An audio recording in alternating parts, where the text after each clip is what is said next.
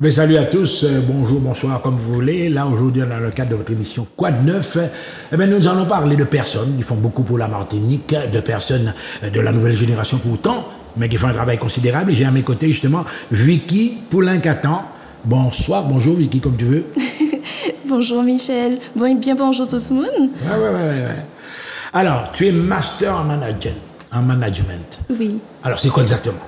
Alors c'est un grand mot, hein, le master en management, mais ça veut tout simplement dire que je suis allée dans une business school et que j'ai appris effectivement toutes les composantes. Tous les rouages aussi. Ouais, voilà, tous les rouages pour amener vers la performance. Mais maintenant, moi je crois en la performance humaine et non en la performance économique. Mais pour arriver à ton niveau, à ton stade, on va un petit peu décortiquer tout ça. Scolarité, tu as passé ton bac, les études, quel genre d'études tu as fait? Je vois des études d'Andra Gougy, etc. C'est quoi exactement ça? En fait, effectivement, moi je suis le fruit de ce qu'on appelle l'éducation continue et permanente.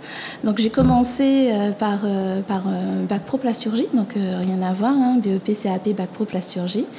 À l'époque, c'est ce qui me plaisait, il n'y a pas de problème. Et puis, la vie a fait qu'à un moment donné, je suis retrouvée en bout de course lorsque j'ai voulu continuer mes études, tout simplement parce que, quelque part, on m'a fait comprendre. Je cumulais les handicaps, j'étais jeune fille, petite voix, petit gabarit, au milieu des hommes, noir pour certains, ça posait problème. Ah bon, tu as connu ça aussi, le racisme? Je l'ai connu froidement.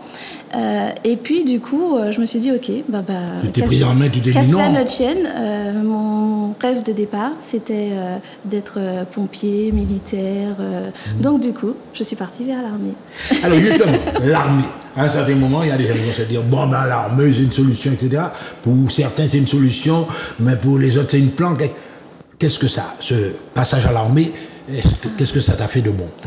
Alors, l'armée, c'était à la fois une grande école, une grande famille, un grand soutien, une grande épreuve. C'est beaucoup de choses à la fois, l'armée. Oui, mais attends, est-ce que c'est quelqu'un qui t'a conseillé ça, ou bien toi-même, de ton propre jugement, tu t'es dit, bon, peut-être que là, j'avais trouvé ma voie de salut? C'est moi. Je ne peux pas dire ce qui m'attirait vraiment à l'armée, mais en tout cas, ça a toujours été naturel chez moi, peut-être du fait de l'éducation, d'une grand-mère qui était à la fois, qui croyait à la fois en moi, mais qui était très rigoureuse, je ne sais pas. Mais en tout cas, ça a été... C'est pas un petit côté gars. Bon, tu aimais le sport, J'aimais le sport. Tu avais un petit côté garçon, J'avais un petit côté garçon compétitif. Manqué. Pas forcément compétitif, mais en tout cas, je savais ce que je voulais faire et l'effort ne me faisait pas peur et ne me fait toujours pas peur. Et donc, effectivement, l'armée, c'était une vraie concrétisation de. Ah, mais c'est un challenge, ça passe ou ça casse. Hein, oui. Donc, alors, tu arrives à l'armée, tu débarques à l'armée, etc. Justement, j'aurais bien aimé savoir, on recrute d'après les diplômes, d'après ton profil, il y a des catégories, comment ça se passe? Alors, à l'armée, on recrute effectivement selon le niveau, mais pas que. Il y a le niveau scolaire qui va compter, mais il y a aussi la motivation, il y a les aptitudes naturelles, innées. Et effectivement, on m'a fait passer des tests comme tout le monde. Et à ce moment-là, ils m'ont dit effectivement, là, on vous propose de vous engager. Vous avez le niveau requis, pas de problème. Il faut passer des tests psychologiques et tout, psychotechniques. Et pas de problème. Et l'armée m'a ouvert ses portes. Je me suis retrouvée du coup dans l'armée de terre, donc dans un régiment de transmission. Et puis, comme j'avais... Tu restais en Martinique? Non, j'étais sur l'Hexagone. Oui. Je suis partie à l'époque au 42e régiment de transmission à Laval. Et oui, donc du coup, là, ils m'ont proposé d'ailleurs, comme quoi l'armée fait découvrir plein de choses, hein, notamment lors des tests, que j'avais une oreille quasi absolue. Et donc, on m'a proposé d'être radio-crypto-télégraphiste. Non, mais tu dis ça, non, mais... Regardez, messieurs, ce qu'elle dit là, c'est pas black deal, c'est pas une histoire qu'elle me raconte, hein. Elle raconte son histoire, et une histoire qui est vraie. Continue. Alors, tes aptitudes, tu les as développées là, clac. Voilà, donc j'ai commencé à être radio-crypto-télégraphiste. Alors, pour ceux qui ne voient pas ce que c'est, dans les films de guerre, on a toujours un petit monsieur qui est dans un bunker, qu'on protège, et puis qui envoie ses messages en morse et qui reçoit. Ah ben, c'était moi. Et puis, du coup, un jour... un gradé est arrivé, un sous-officier est arrivé, et puis il nous a dit, bon, là on a un souci, tout le monde est parti, d'ailleurs ils sont partis, le détachement était parti en urgence au Kosovo, il était tout seul aux ressources humaines, et il demandait quelqu'un qui voulait bien faire un dépannage en fait, l'aider, l'accompagner pendant 2-3 mois là-bas. J'ai fait 4 mois, ça m'a plu, il s'est rendu compte que j'avais vraiment quelque chose avec l'humain. Et c'est comme ça que du coup, l'armée m'a formée aux ressources humaines, m'a fait passer un BTS, équivalent d'un BTS RH. Alors je vois 7 ans quand même au service. Oui. Tu as même une période en Afrique. Comment ça se passe en Afrique? C'est pareil? Ah oui, mais c'est pareil. En fait, alors j'étais militaire donc à un moment, ensuite mariée à un militaire aussi, qui était troupe de marine, donc les combattants qu'on envoie dès que ça chauffe quelque part. Et puis du coup, lui, on lui a proposé une mission au Gabon. Tu l'as suivi? Je l'ai suivi, mais sauf que comme je ne sais pas rester à ne rien faire et juste me mettre dans la peau de l'épouse d'eux, donc je suis allée voir les entreprises sur place, pétrolières, pétrolières, minières, forestières, gazières, les cliniques, enfin je suis allée les voir et je leur ai demandé si elles avaient besoin de main d'œuvre. Et à mon grand étonnement, ces grands groupes internationaux n'avaient pas de structure RH. Et donc, du coup, ils m'ont confié leur... T'as engagé tout de suite? Voilà. Non, en fait, ils m'ont confié leur gestion RH en tant que prestataire. Donc, du coup, j'ai créé mon entreprise et puis j'ai mis en place leur système RH, j'ai fait leur recrutement, formé leur personnel, géré les litiges. Tu as eu l'occasion en même temps de travailler pour plusieurs... Exactement. Plusieurs grands groupes, plusieurs grands groupes pétroliers. Et c'était une très belle expérience et cosmopolite en plus, parce que j'étais basée à Port-Gentil, au Gabon, qui est une base pétrolière, donc cosmopolite. Tous les peuples d'Afrique et d'Occident se retrouvent là-bas. Et donc du coup, humainement, c'était très intéressant, puisque on se retrouve finalement dans un contexte un peu comme ici. Nous sommes le monde, quelque part, sur les Antilles. Ouais. Et là, je me retrouvais avec des personnes de toute origine. Alors là, on va faire une petite... parenthèse, quand tu vois, enfin, c'est à toi, c'est ton opinion, la situation actuelle de l'Afrique avec toutes ces querelles intestines qu'il y a là, etc., tu n'as pas connu de guerre civile, tu n'as pas connu ces trucs-là. Alors, oui, parce que du coup, je suis arrivée là-bas, au Gabon, lorsque le père Bongo est décédé. Ouais. Donc voilà, donc effectivement, c'était un peu compliqué. Donc on s'est retrouvé même assigné à résidence, enfermé. Il y avait un début de mouvement interne. Après, je pense que, en tout cas, moi, je ne me suis jamais sentie en danger là-bas. En Afrique.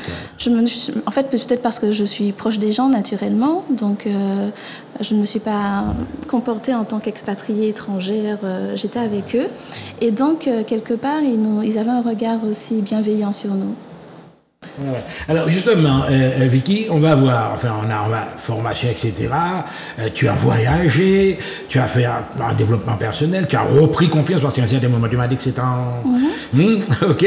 Donc tu as voyagé beaucoup en Afrique et là maintenant tu es une espèce de, je ne vais pas dire un coach international, mais tu interviens dans plusieurs trucs, les ressources humaines, le management durable, la team building, la communication. Donc tu es polyvalente. Je suis polyvalente avec en filigrane, en tout cas comme fil d'Ariane, l'accompagnement de l'épanouissement de l'humain, et plus précisément des nôtres. Et donc effectivement, l'andragogie, donc qui est l'équivalent de la pédagogie pour les adultes, c'est la formation des adultes, nous permet singulièrement, nous en Martinique et en Guadeloupe aussi d'ailleurs, ça nous permet d'acquérir ce savoir, ces connaissances qui nous permettent de développer des compétences qui vont nous permettre un épanouissement. Ça, je l'ai connu, c'est ce qui m'a permis, moi, de me trouver, de m'épanouir. Et donc, là, j'adresse toutes ces compétences que j'acquiers. Tu les mets à la disposition des gens. Voilà, je les retransmets à tout ce public et spécifiquement un public qui m'est cher, ce sont les personnes qui sont en transition professionnelle et puis les personnes qui sont en recherche d'insertion, j'aime pas trop ce mot-là, mais d'insertion professionnelle, d'inclusion en tout cas. Oui. Alors, mais justement, j'ai vu que ton retour au pays, tu as pris conscience également, Martinique, de certaines réalités, qu'il y a des problèmes dans la mutation la mutation sociale, etc., qu'il y a des problèmes de reconnaissance historique, etc. Tu as légalement mené un combat de ce côté-là. Jusqu'à maintenant, tu le mènes. Oui, je le mène. Ça, je crois que maintenant, c'est de notoriété publique. Je suis une militante. Tu es une militante, oui. Au sens noble du terme. Et je dirais même une citoyenniste martiniquaise. C'est-à-dire que nous avons notre place dans cette société. Il faut que nous la prenions pour la faire avancer. Et donc, moi, c'est ce que je fais. J'essaye d'apporter ma petite pierre à l'édifice et faire en sorte que nous nous réapproprions qui nous sommes et que nous ayons conscience de nos origines, de nos forces, de tout ce qui fait que nous sommes nous et qui peut nous élever. Parce qu'effectivement, depuis très longtemps, nous faisons un copier-coller de modèles existants. On voit déjà, oui, quel qu'il soit, de modèles existants.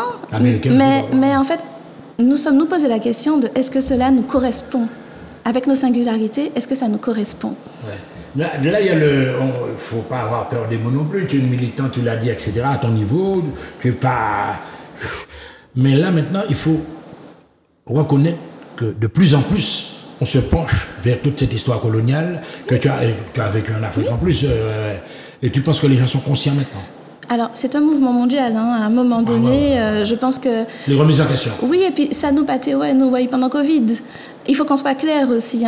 Cette période de Covid a remis en relief pas mal de choses, nous a permis de réfléchir, a rebattu les cartes. On a vu quelles considérations ou déconsidérations on avait politiquement, économiquement, environnementalement. En tout cas, on a eu la possibilité de voir. Tous les peuples du monde, je pense, ont eu l'occasion de voir ce qui se passait.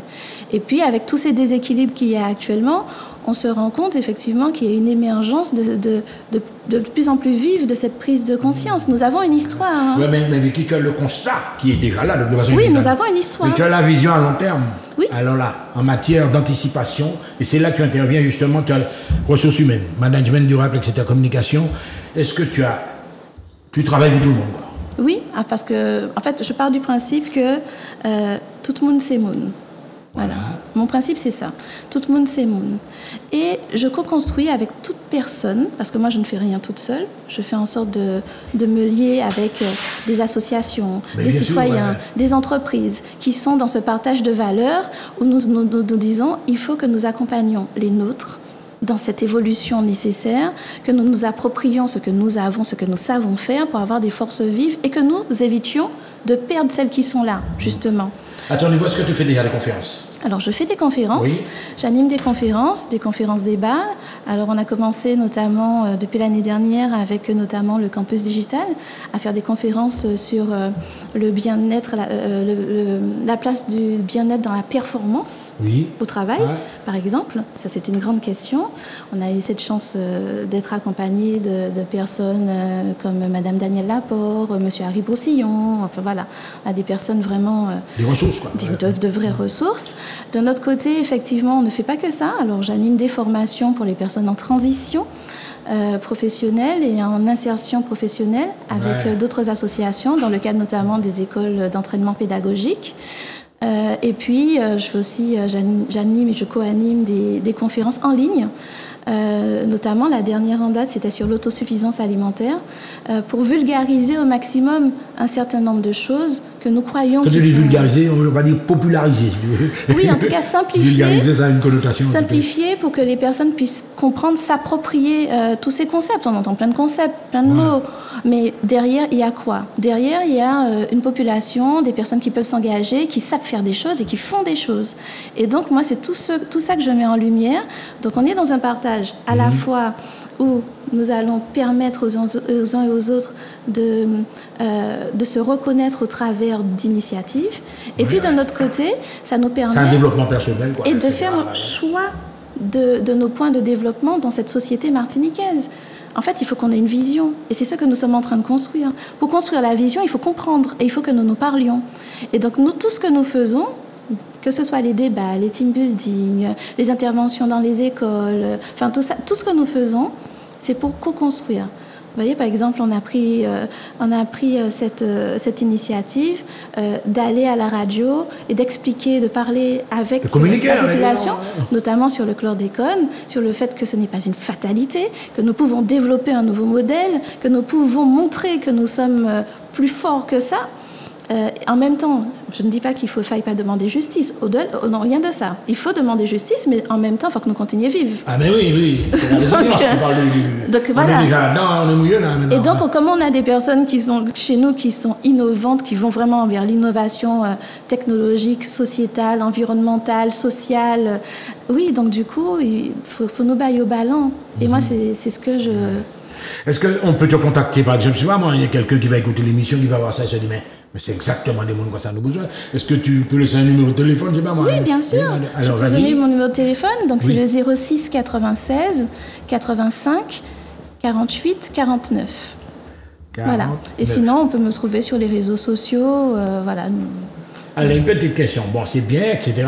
Donc, je précise, ressources humaines, management durable, team building, communication, community management, initiation professionnelle, pilotage et suivi de projet, transmission intergénérationnelle. Est-ce que tu penses que nous avons une société qui est prête déjà à affronter tous ces défis-là? Parce qu'il y en a qui arrivent là. Hein. Elle est déjà prête. Ouais. Elle est déjà prête. Nous avons, alors je dis souvent, nous sommes comme une fourmilière en Martinique. On a des milliers de petites fourmis qui font sur le terrain. Malheureusement, il nous manque cet appui de nos institutions. Ah. Mais nous sommes nombreux, hein. Je ne suis pas la seule, hein. Nous sommes très nombreux à faire, à développer, mais nous avons besoin de ce petit coup de pouce supplémentaire. En ce qui s'agit du peuple martiniquais dans son ensemble, je crois qu'aujourd'hui, il y a en tout cas cette prise de conscience que quelque chose doit changer et que nous devons finalement faire choix dans notre société, de notre modèle en tout cas. Et tu estimes qu'on est à un carrefour là maintenant, il faut... Nous sommes à un carrefour, clairement. Hein, je crois que si on prend les choses avec fatalisme, on n'avancera pas. Maintenant, si nous prenons tout ce qui se passe aujourd'hui et finalement cette ouverture de tous comme une opportunité pour développer, pour créer, pour être nous en fait, parce que quand on voit comment à l'étranger les Martiniquais rayonnent. Alors, je ne sais pas, hein, Michel Timon, je pense que vous avez déjà vu. Mais évidemment. Les Martiniquais rayonnent partout à l'étranger. Mais justement, pourquoi assistons à chaque fois à une sorte d'exode lorsqu'ils sont, tu as des gens comme toi, mais qui préfèrent ils préfèrent partir, ils vont passer. Il y a tout un contexte. Hein. Déjà, le premier, c'est économique. Moi, je suis arrivée en Martinique, j'ai perdu 80% de mes ressources. Hein, ça, c'est clair. Hein. C'est un choix. Hein, j'ai fait le choix. Ouais. J'ai fait le choix d'être auprès des miens. Je ne le regrette pas. Et si je devais le refaire, je le referais. Donc, j'ai fait ce choix.